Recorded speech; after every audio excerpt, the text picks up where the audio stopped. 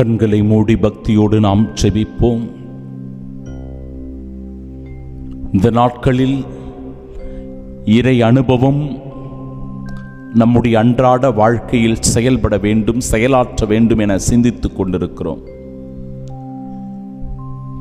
இறை உறவில் ஆழமான அமைதியை அனுபவிக்கிறவர்களாக நாம் இருக்க வேண்டும் என்பதை தியானித்துக் கொண்டிருக்கிறோம். இந்த நாளிலும் கூட ஆண்டவர் இயேசு அமைதியை உங்களுக்கு விட்டுச் செல்கிறேன், என் அமைதியையே உங்களுக்கு அளிக்கிறேன் என்று சொல்லி நிலையான அமைதியை நமக்கு தருகிறார் நம் ஆண்டவர்.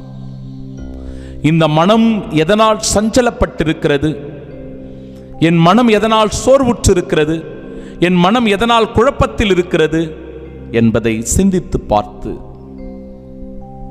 சஞ்சலப்படுகிற மனமே, துன்பப்பட்டு கொண்டிருக்கிற, வேதனை அனுபவித்துக் கொண்டிருக்கிற என் நெஞ்சே, கலக்கத்தில் இருக்கிற என் இருதயமே, இதோ உன் கலக்கத்தை போக்க, உன் அச்சத்தை போக்க, உன் பயத்தை நீக்க ஆண்டவர் இயேசு இருக்கிறார் என்று ஆறுதல் சொல்வோம். நம்பிக்கையை பெற்றுக்கொள்வோம். இந்த இறை வார்த்தைகளின் வழியாக ஊக்கமும் உற்சாகமும் அடைவோம். ஆமீன்.